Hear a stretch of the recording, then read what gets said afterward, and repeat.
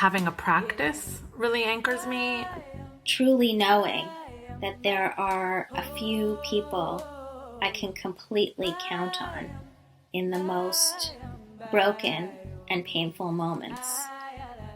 So, love and relationships are my main anchor in times of uncertainty. Reading Tehillim, reading Psalms has really helped me kind of focus on something uplifting and positive. One important anchor in my life has been the Jewish calendar and Jewish time. I know that for a lot of us at the beginning of the pandemic, we were stuck in our homes. We didn't know how long we were going to be there. Maybe we were working from home or were recently unemployed. And it was really hard to find your footing. It kind of just felt like every day was rolling into the next. And one thing that really helped me work through that was preparing for and anticipating Shabbat every single week. And then also taking that day, taking that time to just breathe, to not watch the news, to put down my phone, to not look at Twitter, and to just, just really breathe and connect with my family. And it's always an anchor in my life, but especially now, especially in these uncertain times. In times of uncertainty, I use my family and friends as anchors, mainly in my processes of decision making. I think that especially when there's less information and I have more opportunity, I really need to spend time talking through all of the possible decisions with someone who knows me well, who cares about me, and who loves me. And taking the time to do that really makes me feel supported as I'm making my decision. And maybe we won't be able to be with community in the way that we're used to just take a breath and just, enjoy and appreciate the time that our tradition gives us, and to find a little bit of peace in that.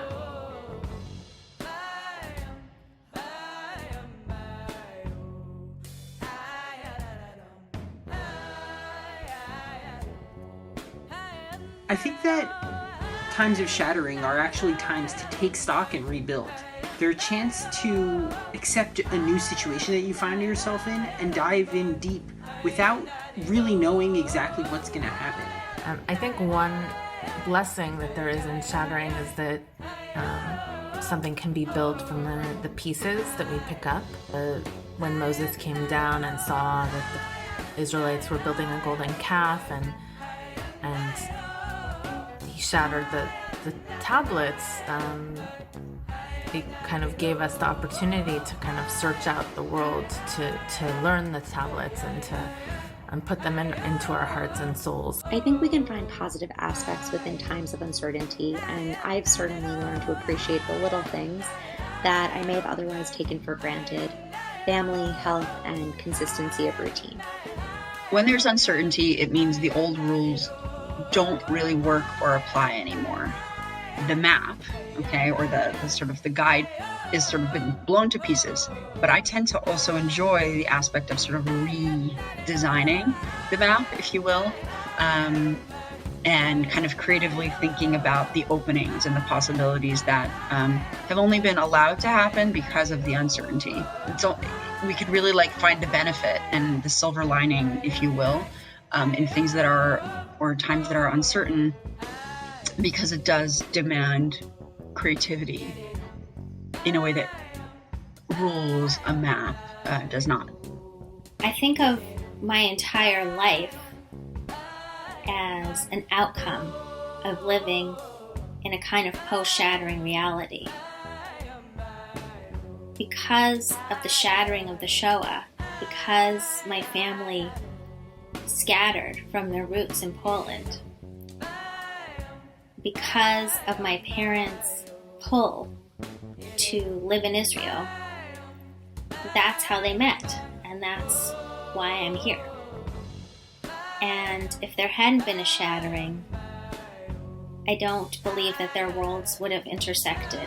When Adam, the primordial man, was afraid the first time he experienced darkness and night, God sent him two stones, two broken pieces of earth, named Ophel and Salmavet. which is deep darkness and the shadow of death. And Adam took these two pieces of earth and he struck them together and they made fire. The key is to engage creatively with all of the broken pieces from a shattering and create something new, something warm, something great.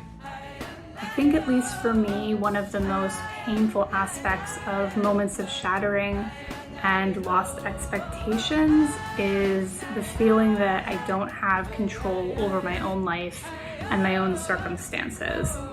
And one thing that I've used to help deal with that feeling is to find ways to help others and to really lean into community, whether that's donating to a cause or delivering food to a sick friend or getting involved with mutual aid in my community. All of those things have been important because they give me a sense of agency, and even if I can't change my own circumstances, I can help someone else.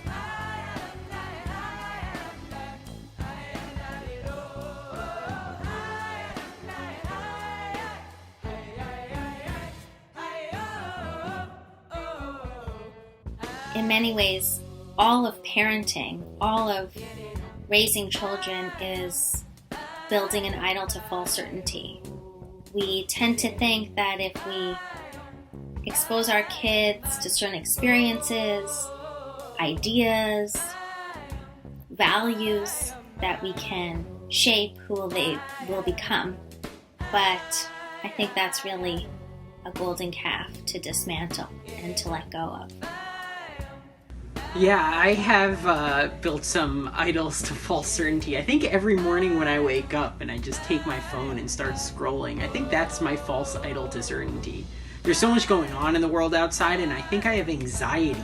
And one of the ways I make myself feel better is, and it's with an excuse of connection, but just picking up my phone and looking at social media, looking at the news, making myself feel like, everything is normal, or just I know everything. And really there's no way for me to know everything. And, interacting with people only on social media is not normal. It's just my false idol to certainty, my false idol to feeling good about what's going on and not really engaging with the full spectrum of feelings that I could be having at this time. One way that I think I've definitely seen myself build an idol to false certainty is through connection via technology. I know that for a lot of us, it's been one of the only ways that we're able to stay in touch with our friends and our families and our communities. But at the same time, I think that, at least for myself, the amount of time that I've spent online has been really detrimental to my mental health and not necessarily the best coping mechanism in the long run. I know that it's something that I often turn to when I'm feeling anxious and lonely, but I also think that it's important that, when you're going through a grieving process, and I think we're all going through a grieving process on some level right now, that you really also have to feel those emotions, and you have to, you really have to experience them, or they're just going to come up for you in another way.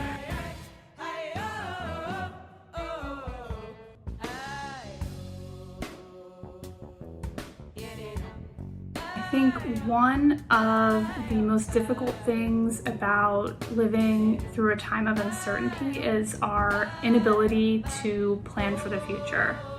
And I think this is especially hard for, a lot of us who maybe had a lot of our expectations really sort of ripped away, and all you want to do is get back to some sense of normalcy or be able to plan for what your life is going to look like now. And a lot of times we can't, because you just don't know what the future is going to hold. And so one thing to do, I think, to sort of just keep yourself grounded in the present and let yourself just live day by day, even though that's really challenging, is to find a creative outlet. And maybe you don't think of yourself as a creative person, but there's all sorts of ways to be creative, whether it's, just taking up, doing sketches, or starting an herb garden, or picking up an instrument, or maybe even just meditating every day and just seeing where your mind goes. I think there's so many different ways that, we can just sort of find our own inner strength and and also try something new. And it can be a really wonderful coping mechanism and also something that's just really great for your mental health and that can carry you past moments of uncertainty and just bring joy to your life.